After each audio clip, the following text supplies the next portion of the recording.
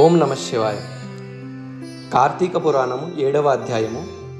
కార్తీక మాస కర్తవ్య వివిధ ధర్మాలు. వశిష్ఠుడిట్లనెను: ఓ జనక మహారాజా, కార్తీక మహాత్మ్యమును ఇంకా చెప్పెదను. సావధాన మనస్కుడవై వినుము. కార్తీక మాసమందు ఎవడు పద్మముల చేత పద్మముల వంటి నేత్రములు గల హరిని పూజించును, వాని ఇంటిలో పద్మములందుండు లక్ష్మీదేవి నిత్య నివాసము చేయును. కార్తీక మాసమందు భక్తితో తులసి దళముతో గాని జాజి పువ్వులతో గాని హరిని పూజించువాడు తిరిగి భూమి యందు జన్మించడు. కార్తీక మాసమందు మారేడు దళములతో హరిని పూజించిన వాడు తిరిగి భూమి యందు జన్మించడు. కార్తీక మాసమందు భక్తితో ఫలమును దానవిచ్చువాడు పాపములు సూర్యోదయము కాగానే చీకట్లు ఎట్లా నశించునో అట్లా నశించును. ఉసిరిగ కాయలతో ఉసిరిగ చెట్టు కింద హరిని పూజించువానిని యముడు చూచుటకు కూడా సమర్థుడు కాడు. కార్తీక మాసమందు తులసి దళములతో సాలగ్రామమును పూజించువాడు ధన్యుడగును. ఇందుకు సందేహము లేదు. కార్తీక మాసమందు బ్రాహ్మణులతో కూడా వనభోజనము ఆచరించు వాని యొక్క కోట్లాను కోట్ల పాపాలు నశించును. కార్తీక మాసమందు బ్రాహ్మణులతో కూడి ఉసిరిక చెట్టు దగ్గర సాలగ్రామమును పూజించువాడు వైకుంఠమునకు పోయి అచట విష్ణువు వలె ఆనందించుచుండెను. కార్తీక మాసమందు భక్తిచే హరి యొక్క ఆలయమందు మామి చిగురులతో తోరణములు గట్టువాడు పరమపదమును పొందుము. కార్తీక మాసమందు హరికి అరటి స్తంభముతో గాని పుష్పములతో గాని మంటపమును నిర్మించి పూజించువాడు చిరకాలము వైకుంఠమందుండును. కార్తీక మాసమందు ఒక్క మారైనను హరిముందు దండ ప్రమాణం ఆచరించువారు పాప విముక్తులై అశ్వమేధ యాగ ఫలము పొందుదురు. కార్తీక మాసమందు హరిముందు జపము హోమము దేవతార్చనము చేయువారు తమ పితరులతో కూడా వైకుంఠమునకు పోవుదురు. కార్తీక మాసమందు స్నానము చేసి తడిబట్టతో ఉన్నవానికి చలితో వణుకువానికి వస్త్రదానము చేయువాడు 10,000 అశ్వమేధ యాగములు చేసిన ఫలమును పొందును. కార్తీక మాసమందు విష్ణువు యొక్క ఆలయ శిఖరమందు ధ్వజారోపణము చేయువాని పాపములు గాలికి దుమ్ము ఎగిరిపోయినట్లు నశించును. కార్తీక మాసమందు బృందావనమందు ఆవు పేడతో అలికి 5 రంగులతో శంఖ పద్మ స్వస్తికాది ముగ్గులు పెట్టిన స్త్రీ శ్రీహరికి ప్రియురాలగును. కార్తీక మాసమందు విష్ణు సన్నిధిలో నందదీపమును అర్పించిన పుణ్యము యొక్క గొప్పతనము చెప్పుట బ్రహ్మకు కూడా సఖ్యము కాదు. పర్వతిద్దులతో పెట్టిన దీపమునకు నందాదీపమని పేరు. ఈ నందాదీపము నశించని ఎడల వ్రతభృష్టడగును.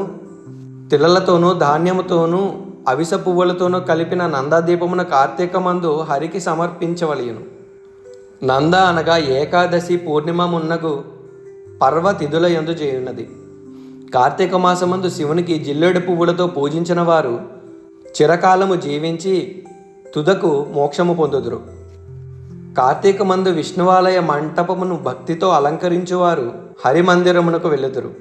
కార్తీక మాసమందు హరిని మల్లెపూలతో పూజించువాని పాపములు సూర్యోదయానంతరము చీకటి నశించినట్లు నశించును. కార్తీక మాసమందు తులసి గంధములతో సాలగ్రామమును పూజించువాడు పాప విముక్తుడై విష్ణులోకమును పొందును. కార్తీక మాసమందు హరి సన్నిధిలో స్త్రీ గాని పురుషుడు గాని నాట్యము చేసిన ఎడల పూర్వజన్మ సంచితమై పాతకములు కూడా నశించును. కార్తీక మాసమున విష్ణువాలయమునందు అలంకారము చేయించువాడు వైకుంఠమందు సాయుధ్యముక్తిని పొందును.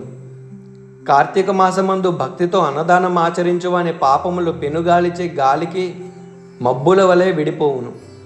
కార్తీక మాసమందు తిలదానము, మహానది స్నానము, బ్రహ్మపత్ర భోజనము, అన్నదానము ఈ 4 శర్మములు చేయవలెను. బ్రహ్మపత్ర భోజనం అనగా మోదుగ ఆకుల విస్తరిలో భోజనము చేయుట.